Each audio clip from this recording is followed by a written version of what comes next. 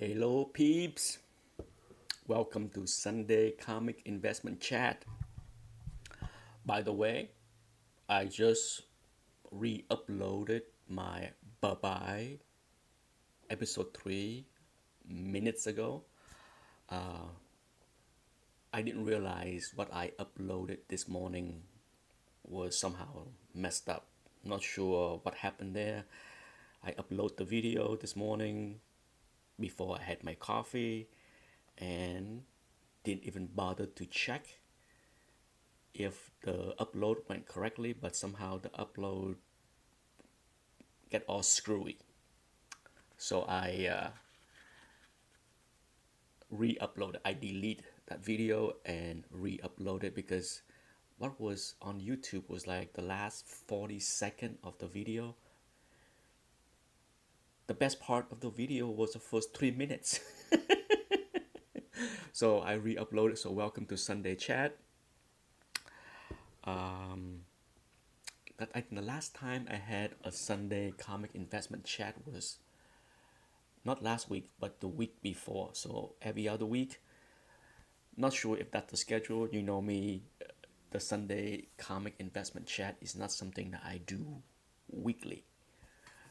This could be once a month, bi weekly, whenever I feel like it. Anyhow, I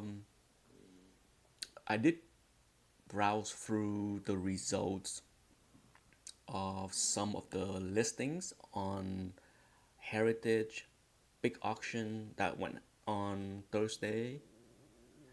It's still going on. I believe one more session is going to happen, I think today, maybe. I can't remember. But I know the big books like All Star 8, Batman 1, all the big keys that took place Thursday. Hello, Wobblers. Thanks for the heads up. Yes, I load that video this morning and didn't even pay attention, but thank you for giving me the heads up to re-upload that video. So I did. I took down that 40-second nonsense and re-upload the 4-minute video. Not sure what happened there. So, but thank you, Wobblers, for giving me the heads up. So I did browse through some of the listing, and not a surprise that you know what I saw. Of course, the big books was not the price of the big books like Batman 1, Wonder Woman 1, Showcase 4. That I save up a couple big keys just to see the price result, and it's not a surprise that the price on those books are either flat line or decline 10%, 15% or so from the all-time high. For example, I think Batman 1, there was a Batman 1, let me look real quick. There was a Batman 1 5.0, okay, not something that we see often, that sold for 204,000. Okay, now 204,000. Now, if you look at GPA, it's not a book that we see trade hand that often. And I believe an earlier copy, I look at GPA earlier, an earlier copy in January or February sold for, was it, let me look on GPA. I hate saying things that are incorrect. You know how the truth police can jump on my tail if I say something completely wrong. Let's go to GPA. Let's go with facts instead of false memory. That's the worst part about getting old.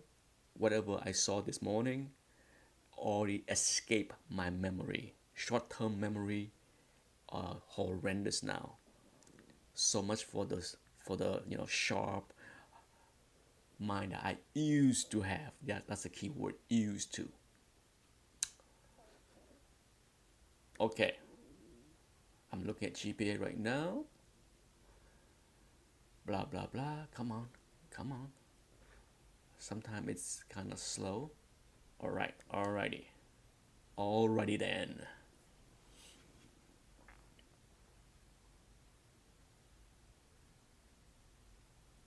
Okay, February. Alrighty. February of this year, another 5.0. The end of February, okay? Make it clear, not early February. The last week of February, 240,000. This one went for literally almost 20% lower to 204. And this is a focus for this Sunday comic investment chat, because think about this, okay? If you just look at the snapshot of what I just talked about, February 240,000, August 204,000, 19% or so decline. Oh my God, the sky is falling. Okay, this is the kind of thing that I try to bring to attention in my previous, the last two comic market report I did. If you follow that series, once a month, the first week of the month, I will try to put together a comic market report. I made that video, I shot that video right at the end of July before this auction finished. Or I would have included some of the listings here. But a similar message can be derived from what happened with that Batman one. Hello, Dad Clone, and Good As Go. When you have a book, if you look at Batman 1, okay, now that's not a book that exchange hands a heck of a lot, especially at 5.0. It's not something that we saw three times a year. It's rare. It's rare to see a copy exchange hand, a book in that great range, 5.0, exchange hand twice this year. And we still have 3 or 4 more months to go for the year, right? So who knows, maybe a third copy will exchange hand, but it's very rare to see two copies of this grade exchange hand. But okay, so it declined 19%, give or take, rounding, over the past 7 months, 6 months, 6 months. If you look at that by itself, it doesn't look good. The sky is falling. Anything that declined by that much, you cannot paint. You cannot paint anything that say that is good, right? Everybody will agree. Anything that declined 19% in 6 months is not going to get any kind of favorable mention. But if you step back, breathe, and take a look at what happened to that book over the past 5 years, then what happened in the last 6 months is really not unexpected, but almost should expect. That book literally tripled in the last 5 years, okay? Batman 1 literally triple. And if you go back 10 years, 10 years, that book went up like five-fold, 5 times, 500%. Insane for a big key, okay? You would expect books, hard books, spec book to triple, to jump 5 times, 10 times, or something like that. But big keys like Batman 1, something that are extremely expensive already, to go from, let me go to GPA before I say crazy thing. Batman 1 in 2014 was 83,000. Only one copy exchanged hand in 2014. And it jumped to 240,000 5 years later. So yeah, if you triple, is it abnormal to give back 20% of tripling? So if you look at that kind of data, triple and then give back 20%, not horrible. Nothing to cry wolf, nothing to cry about the sky is falling. Okay, and if you step back to 2009, the book has went up 5 times because it was 40,000 back in 2009. So yeah, many of the big books, whether it's Amazing Fantasy 15, even Tale of Suspense 39, Batman 1, you name it, is going through a digestion. I think that's the most logical term that I can use. Just like the stock market, when you look at the stock market and you see a stock that ran high, ran hot, there will be a period of digestion because it need new blood. It need new blood to enter into the market to push anything higher. Okay, once the demand are met, all the buyers came in, that man up, that bid up, are done with, things cannot go higher. It need a period of pausing, a period of digestion where some people will say, okay, I'm gonna cash out, I make my big money, I'm gonna leave. It need to have that kind of period where there will be some cashing out, whether it's a stock or anything else. There will be. Not everybody that buy a stock and see it go up 300, 500% is going to sit there on their hand and say, I'm going to sit here and hold on to this forever because this stock's going to go to the moon. That's not going to happen. There will be profit taking, there will be people cashing out. It's a normal process. Okay, I look at this as a normal steps that happen with any investment. Nothing go up in a straight line. Things that go up really steep will need to decline, digest, find a bottom, find a flat line where sellers, owner of that book is going to say, no way, I'm not going to sell that book at that price. There will be a level, just like in the stock market. Okay, when a stock decline for whatever reason, it will keep declining until the remaining owners say, no way, I'm not selling at this price. That is a time when that stock will start to reverse the decline and go up again. Same thing with the market, the comic market. Okay, when the comic market, especially for keys, was so hot in 2017 and 2018, so hot. There need to be a time to digest. It's okay. Now, is there any way to tell how long this process take? No way to tell. No way to tell. Okay, there's no way to. I cannot sit here and predict that 2019 will be the year of digestion and the climb upward will will happen in 2020. No way to predict that. No way to predict that. But as I have mentioned many, many, many times already, a lot of that is gonna have. A lot of that is dependent on the economy as well as the stock market. We all know what's going on with the stock market, right? The stock market is going through a period of digestion. Sure, this year, the early part of this year was pretty ugly. The market came back, the market came down, the market hit the all-time high, and then the market declined the last couple days, down 3%. Some people are freaking out again. If you 3% down from the all-time high after the big gain of the last decade, it's not a big deal. Okay, for some people it's a big deal, but it's the normal process. Iconic point is correct. Just like, the way the way the big books, the big keys, the big expensive book,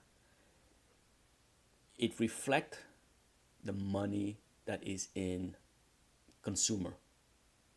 Okay, it reflects the mood and the money that is available for disposable spending. Um, it's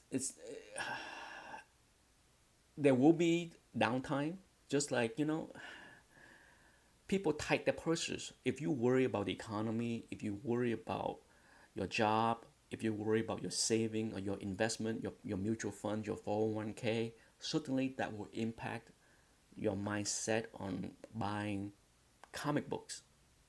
Okay, like it or not, even if some people in this hobby think it is the jam, it is so awesome, it is so cool, it's comic books.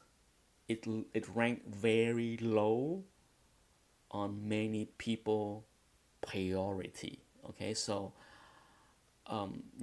absolutely, as with any kind of investment, there are when you talk about the using the analogy of the stock market and any kind of investment market, you will hear the term weak hand, strong hand. Okay, when an investment is in weak hand, you will see sharper decline and likely steeper decline than books that are held with strong hand. Okay, books that are held in weak hands tend to be the spec book. Okay, because the people that are buying and holding those books are never in it for the long term. Okay, those weak hands will fold quickly if they see the book declining fast, and they jump into the sell side that exacerbate the downdraft, because as with anything else, it's about supplies and demand. When more people are dumping things on eBay, when more copies are available on eBay, guess what? If the buyer step back, those books fell like a rock, right? So, there are weekends. Doesn't matter if it is Amazing Fantasy 15 or not. There are weak hands in every book. What are the weak hands in Amazing Fantasy 15? Who the heck are the weak hands in Amazing Fantasy 15? People that ill afford to buy that book. Not everybody that go out there and buy an Amazing Fantasy 15 should buy that book, or could buy that book, or could afford that book. Okay, they borrow money, they leverage up. Okay, if you go out there and spend $10,000, $15,000 to buy a 2.0 copy, and you lost your job and you have credit card debt, surely you are part of the weak hands. Okay, because you are going to dump that book so fast because you can't afford it. So that's how the market work. Okay, the strong hands, those that can weather the storm, those that are not rushed to sell anything, they are going to be the one that prop up the market for many books. Okay, because if they jump into the fray and start selling too, then you have a problem.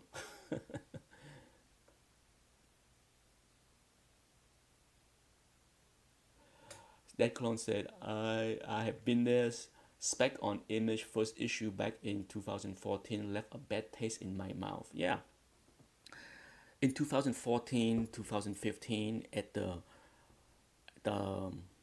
height of the beginning, well, I would say it's a height, but the success of The Walking Dead created a fever. Even today, even today, some people out there just go out there and buy Image first issue every time. Doesn't matter what it is. If Image launch a series, the first issue I'm sure outsells issue 2 by 5 to 1. Does anybody want to dispute that? Because everybody got there's still that kind, but at the same time, how is the price action of the first issue? Okay, What happened with The Walking Dead and what happened with many other TV series after show you how quickly that market has learned its lesson. Just look at the Preacher. Does anybody care to hype a Preacher 1? I talk about this. I show the data already on some videos. Yeah, doesn't matter if it's, so how many YouTube channels out there are hyping why The Last Man is a book to buy because the TV show is coming? It's it's not. It's a good thing. Okay, it's a good thing that the market learn quickly. For some people, they get caught into that nonsense, and it happens. It happens to a lot of new people that enter the hobby over the past 6 years, 5 years, 4 years, even now. If you enter into the hobby today,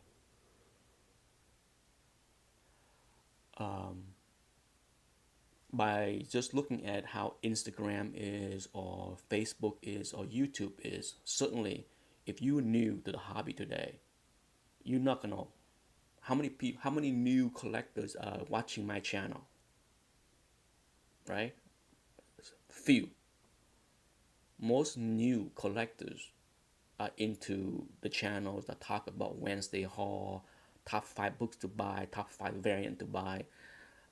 It's there, and then eventually, for just as the people in the chat room, I'm sure some of you, if you even if you're not actively in the chat room, some of you that watch this video may have been a noob 3 years ago that were chasing variant and all that stuff, and maybe you change your mind. Maybe you change the way you collect today compared to 3 years ago, or 2 years ago, or 4 years ago when you first joined the hobby, right?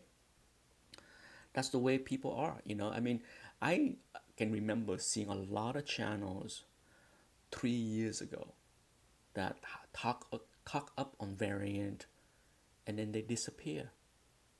They disappear. It's it doesn't work. Sooner or later, people will get hit with reality.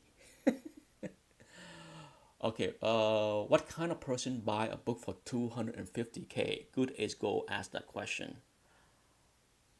Rich people.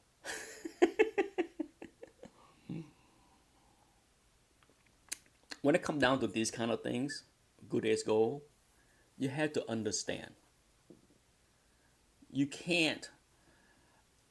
What I try to do when it comes down to this hobby is trying to tell people that how you look at the hobby is just your view.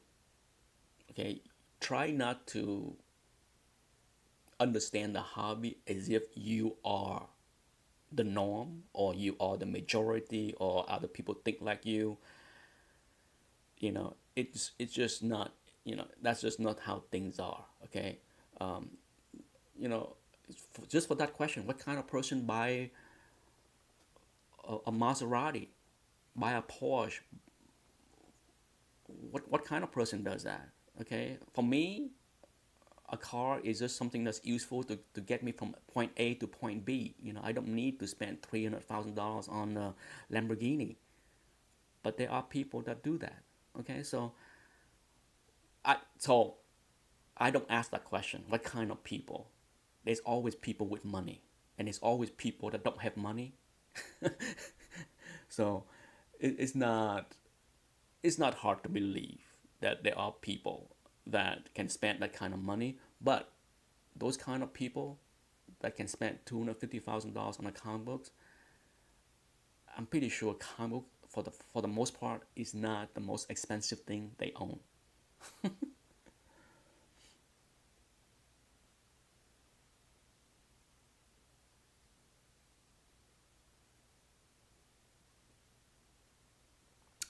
Yes, the high Good as gold said the high for Why the Last Man. I'm guessing that's what you're saying. The high for Why the Last Man was 1350, and now it's 600.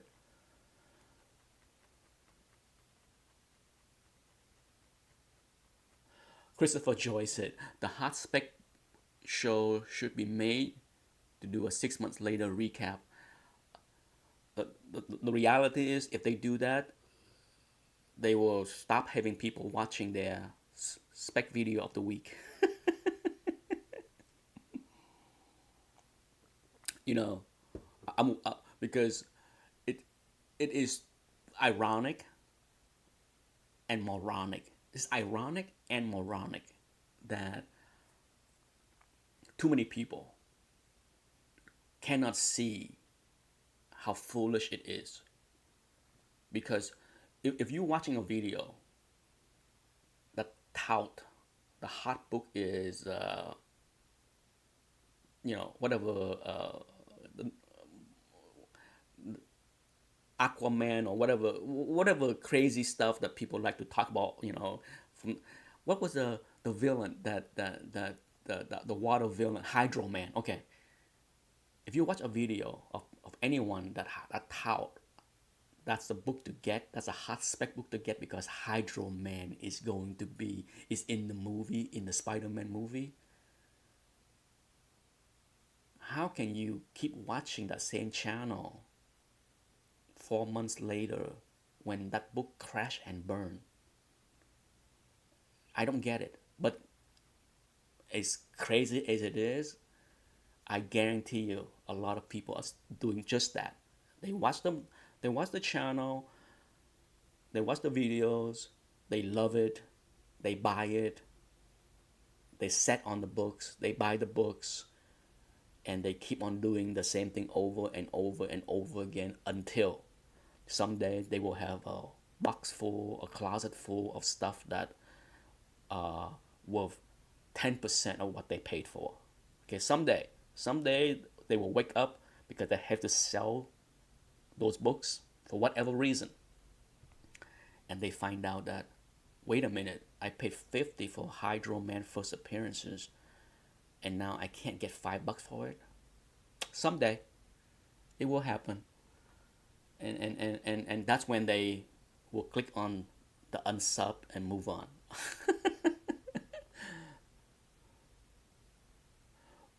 It's, but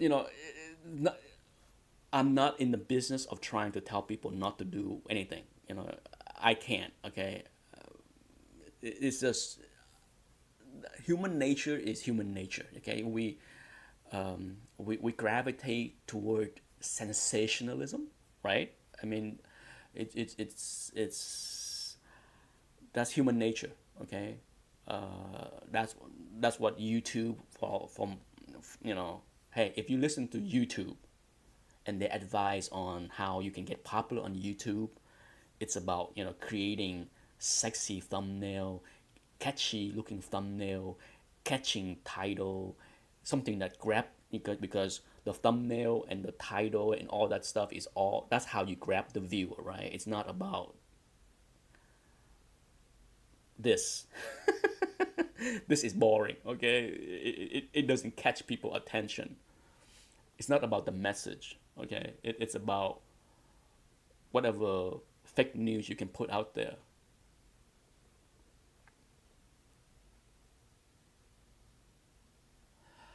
I agree, good as gold. The term modern is just so outdated. Modern has the word modern has been used. Well, I think modern can still be modern. What they need to do is revise books of the 90s up until 2000. That decade of 1990s to like 2000 or 2001, that shouldn't be called moderns anymore. I don't have a fancy name for it. Foy age, variant age. Okay, to me, a good name which I brought up in other videos before is variant age, and then what we have now should be years from now, decades from now, It's not us. The current people are not the one that can coin what age this is. Just like the people that collect Bronze Age, they didn't go around say we are in the Bronze Age. Okay, it's years later, decades later, that people coin the 70s age, the Bronze Age. So for all I know, 30 years from now, people can look back at this and call this the new variant age.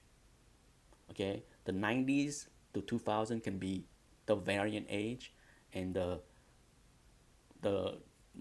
2000 to 2020 can be the new variant age. And then what's going on in 2030 can be the current modern, right? What is considered modern. So yeah, it's history will change. History will determine years and decades from now what we should call anything. It's who knows. I think I think many for sure nobody's in the silver age that collect books in the 60s thought they would be calling themselves silver age, right? But it's always the next generation that will label something. So we'll see. I mean, it's just like this hobby, the value of this hobby, the investment potential of this hobby is more dependent on the future generation than most of us can predict. We don't know. That's why, I mean, when it comes down to people asking me questions like, what's a good book to invest in? That's a tough question to answer, okay? Because it's all dependent on what the next generation view is worthy to invest. Okay, it's always the future generation that determine the value eventually. Eventually, not right away, but eventually they will be the one to say, "Hey, I like this." Some of the stuff in the 90s was considered garbage, right? Until this new crop of collectors of today decide that some of the stuff in the 90s was cool, and they willing to pay up to own some of the stuff that we consider garbage of the 90s. So I try to approach this hobby without looking through my old crusty self, like, I am 50 something years old and this is how I see the hobby and this is where the hobby should be. I'm not. I am nobody. Okay, I am in no place to determine where the market is going to be. The only thing that I keep repeating for many years now is it's the future generation that will determine the worth of anything. Okay, ETA Nick is not going to be around to tell somebody in 50 years you should invest in this. Taste change, mood change. Okay, a lot of people that invest in Western books, cartoon books, thought those books will be the bomb. Well, guess what? The Western genre is not returning. Same thing with cartoon books. Okay, sure there are some books, first Donald Duck or first whatever, might be still be the book, but how many people cares about those Disney book, Bugs Bunny book, all those things? It's the hobby will change. The hobby will move wherever the hobby wants, and not any of us can control it.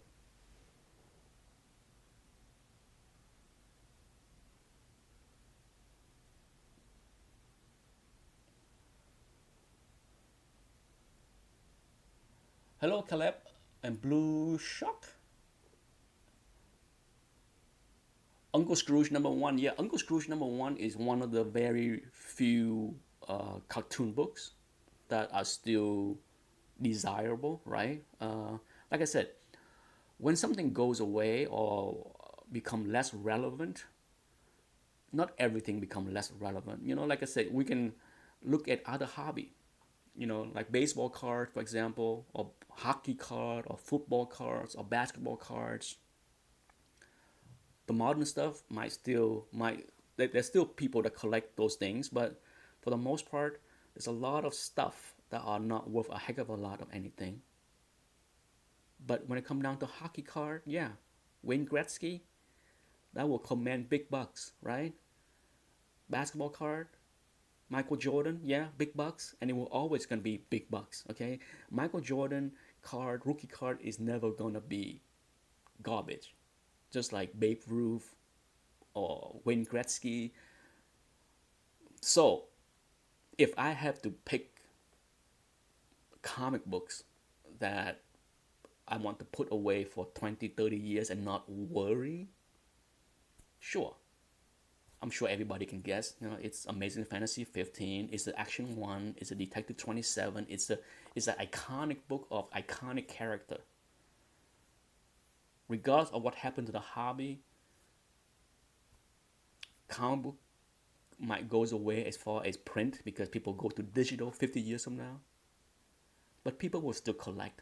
Collecting is part of the human nature. Okay, it is what it is. Collecting will never goes away. What's collect change from time to time, generation to generation. But I'm not worried. Long term of this hobby, I'm not worried one bit about the direction of many of the key books. Not one bit.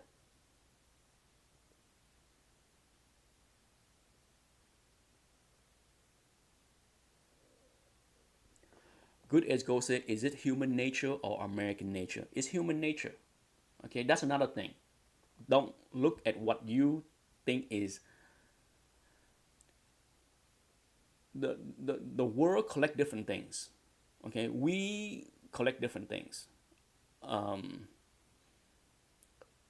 Other culture may collect other things more than comic books. Absolutely.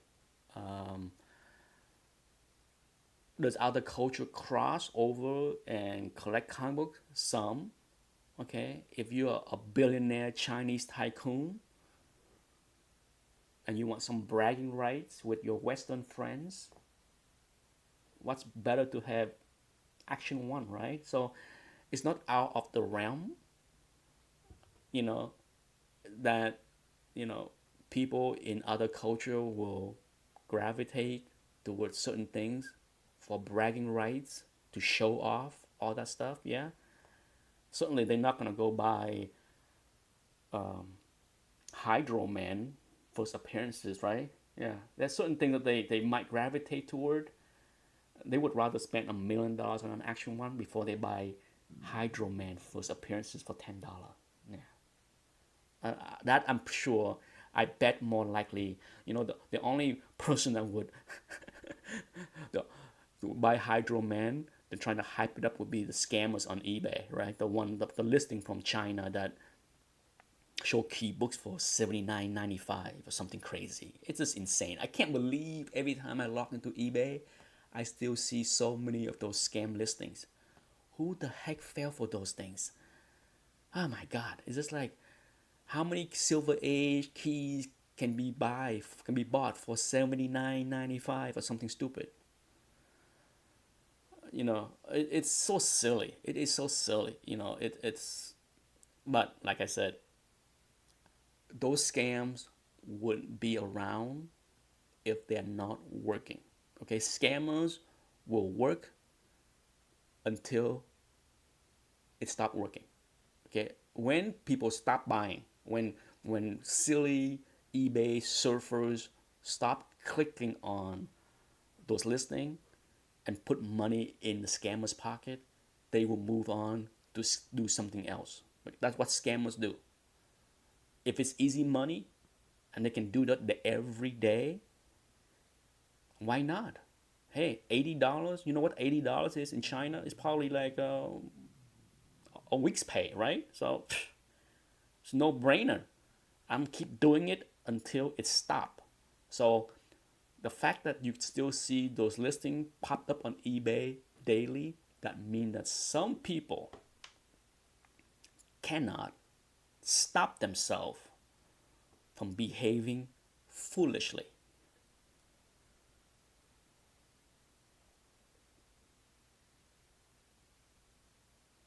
Go School, hello. Say, I'm starting to collect affordable original comic arts.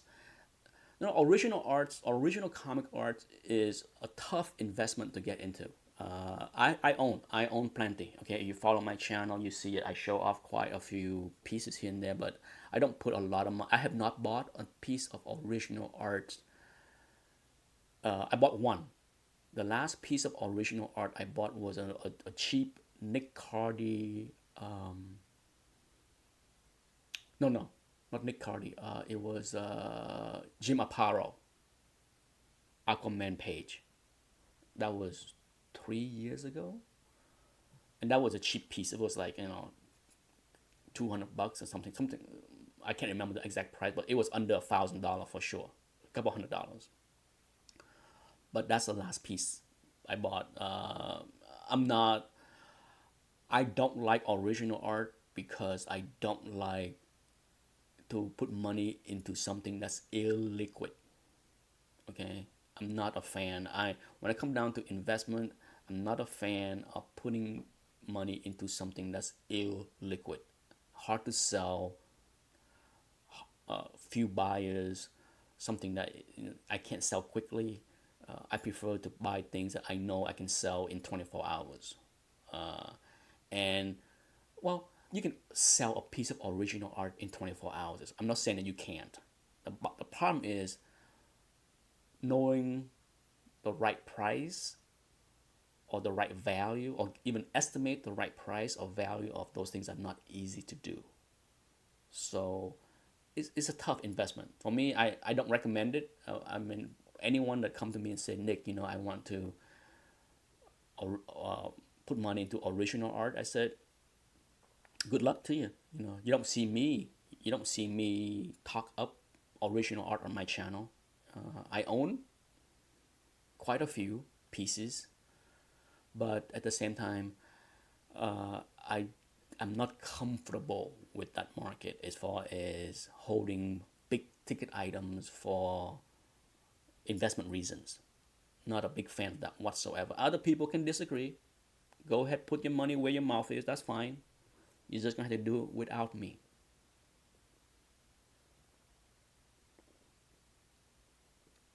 Yes, JS, I'm just lucky to own a piece. Now, as far as original art, there's a few pieces that I really wanted for many, many years, and one of them is the Silver Surfer Bushima page, and I'm glad to got a piece. And I'm glad I bought it before sure, I wish I bought it, back in 1990 something when I can buy that page for 150 bucks, right? But yeah, I pay a lot more. But I also think that that one page can fetch good money, a profit for sure, should I decide to sell it today. Yes, JS, I got one. I'm pretty sure I show it in a video. It's from issue 9, the the one with Mephisto. It has it's an action page with Silver Surfer in it. So yes, I bought that. Did I buy from Heritage? I believe I did. It's been a while. I haven't won anything from Heritage in the last 4 years, 5 years. It's been a long time since I bid on Heritage. Since they changed the rule, there was a long a long time ago, for many years. If I bid on Heritage, I don't have to pay sales tax. They changed that, I think, 4 or 5 years ago, where I had to pay sales tax if I win something. And from that very moment that they changed the policy, do you know how many times have I bid since they changed the policy on Heritage? Yeah, no way. Yeah, no way would I do that. I will not do that. I won't pay 7% more taxes. No, hell no. Where you live, how you are taxed have a huge impact on where you bid. No doubt about it. Okay, no doubt about it. I take into account every single dollar, whether it's buyer premiums or tax or this. I pay attention to what it is that I will pay ultimately. I'm not the kind of bidders that just bid on the book and not pay attention to the premium or what would cost me should I pay with a credit card, because some of them will charge you 3% premium even if you pay a credit card like Comic Link. I take into account of that when I bid on Comic Link as well. Okay, if I'm willing to pay something $2,000, if I'm willing to buy a book on Comic Link, I'll bid on something for $2,000, and I know I will pay by credit card. Guess what? I'm gonna bid like 1950 or something, because I know when it come down to t- paying by credit card, they will ding me for 3% more. So I take into account of all those little things when I bid on something.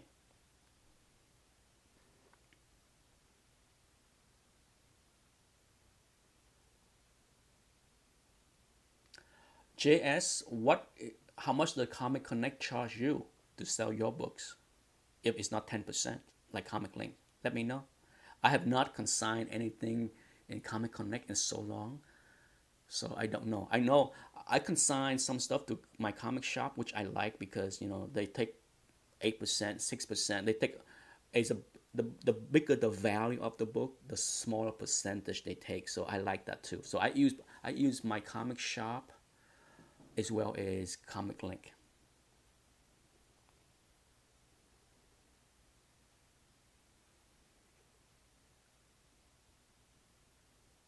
Yeah, C. White said that he bought a piece of John Buscema Conan page. Yeah, Buscema Conan page are very affordable. It's very affordable. There are so many of those pages for sure under 1,000. Okay, I can't recall seeing a Conan page from Buscema that is more than 1,000. I can't recall. I see a lot of them, and they are affordable. There's a lot. He draw a ton. That's the other thing. They are affordable because there are a ton of them. He draw a lot. There are hundreds of pages of those. I think there are more Buscema Conan pages than Avengers pages. I'm pretty sure. I didn't do the math, but if you look at how long he stayed with Conan and how long he stayed with the Avengers, I think there are way more Conan pages than Avenger pages. And that's why it's affordable. Okay, supplies and demand. Okay, a lot of people that want a Buscema original art likely want an early Avenger page, or of course the Silver Surfer page, right? Because it's iconic. Everybody love his work on the Silver Surfer. I know I do. If I have to own a John Buscema page, it would be a Silver Surfer page before an Avenger page. Correct, Christopher Joy. Yes, he's not a fan of superhero, so he was very happy doing Conan, and that's why he did a lot of Conan. That's why there's a ton of pages, ton of them. Did you see JS ask? Did you see the Silver Surfer I bought on last Comic Link auction? Is it on your video channel? If it is, then let me know and I will go check out your video. Um,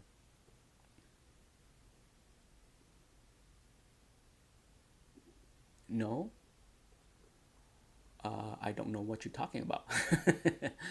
um, but I look at the clock. It's 10:50, so 10 more minutes, and I'm done out of here.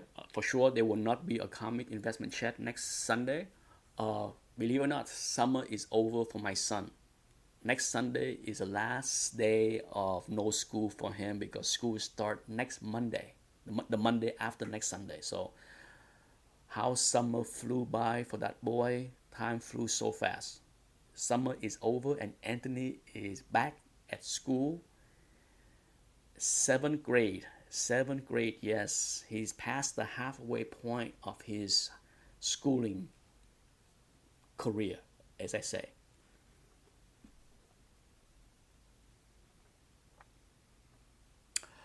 Good as Gold say, I love to see your list of top 100 investment books. Oof, it probably be the same as most people.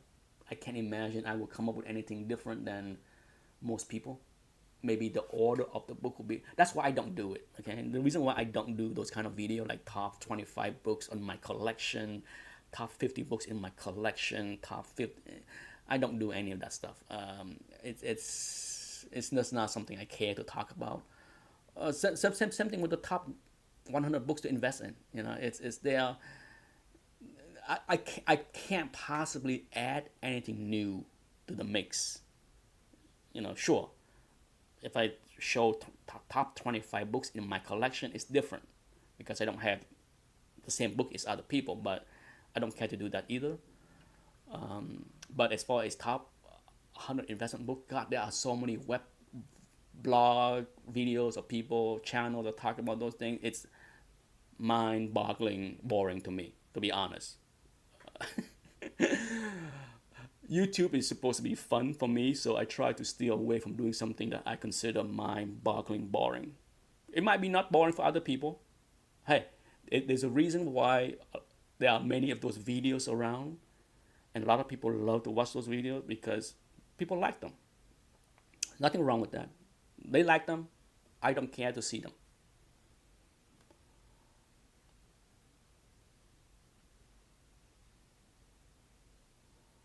Uh, Christopher Joy said, any leeway from CGC on silver square bounds? I'm not sure what leeway you're talking about as far as flaws. I submitted a lot of square bound books. You know, I submitted a lot of Silver Surfer 1. And I don't think there is any. I submitted a lot of giant size X-Men 1. I think over the years I must have submitted a half dozen of those books, a half dozen Silver Surfer 1, a bunch of too many to care for. But I think Squarebound doesn't get any more leeway than regular book. Like if you have a spine split, it's still the same. You know, it's not. Yeah, it's. I don't see. I personally don't see. You know, I grade Squarebound no different than I grade any other book. So I don't see any kind of huge leeway when it comes down to Squarebound and regular books. That's just my experience. Okay, when it comes down to grading, I can only go with what I have done, and I don't see that much of a difference between Squarebound. You know, when I estimate a grade for Squarebound, it's no different than I would estimate a grade for a regular book. Do I still have Silver Surfer 1 9.6? No, I do not. I do not have it. I never owned. I think the highest grade Silver Surfer 1 I had was a 9.2. And of course, I sold that long before the big jump. Or I would have double, if not triple my money. So yeah, like it's many things in life. Sometimes I sold way early. Hello, Jeff Oberst. Hopefully I pronounce that name without butchering it. That's a tough name to pronounce. Oberst.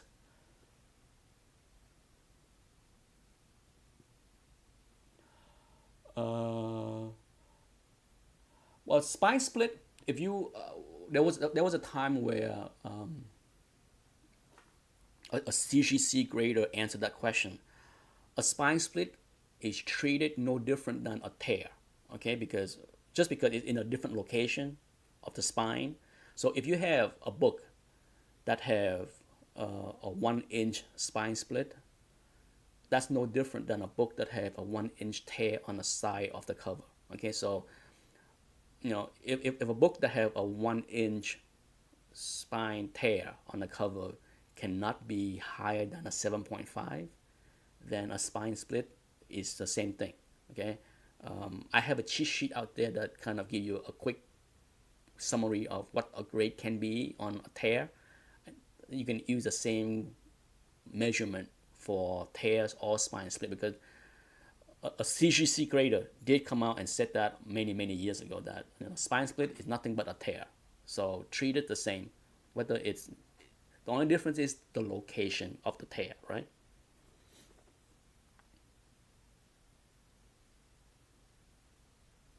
Yes, Christopher Joyce, since you know the cheat sheet, use it. Use the tears and the spine split the same, because they are treated exactly the same.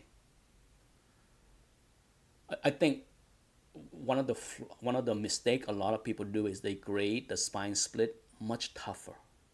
Okay, I have got many books on eBay over the years of people downgrading the book too harsh because they see, there's a quarter inch or half an inch spine split, so this book is a fine. No, a half an inch tear, the book can still be an 8.0. Okay, so even 8.5, yes, half an inch tear can be an 8.5 if the rest of the book is sharp. It won't be a 9. Okay, you're not going to see a book with a half inch tear anywhere is a 9.0, but 8.5, absolutely, if the rest of the book is sharp. Anyhow, it's 10:57. I'm going to be gone in 3 minutes because I can hear my son's, he's already up.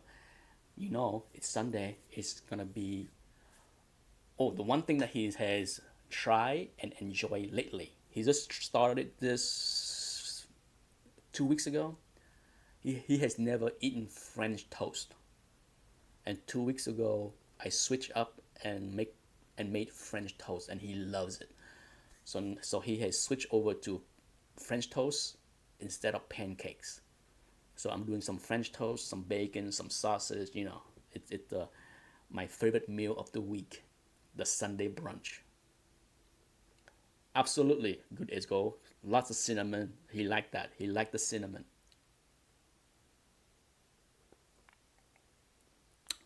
Um, Other than that, I reload a video this morning. For those that catch the Bye Bye My Comic episode, somehow I screwed up on the loading, and I load the last 40 seconds. And a viewer notified me that I need to reload. So I reloaded. So Bye Bye My Comic, the third episode is up. Yeah, I got a box right here of 10 books going to Comic Link. That's where they're going. I got a note. I also got an email from CGC this morning that two separate batch of books, a modern tier and a value tier, is coming home this week. So there will be some unboxing of CGC slab on the channel this week. Uh,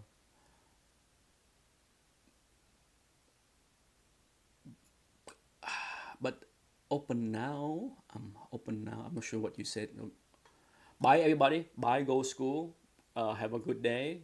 Time for me to say bye bye and move on to Sunday. Enjoy your weekend. What's left of it until the next chat. Most likely won't happen next Sunday. Maybe by the end of August, maybe, right? At least once a month, I will have a comic investment chat. But until the next one, thank you everybody that joined me, all 15 peeps that's in the chat. See you the next chat. Bye bye.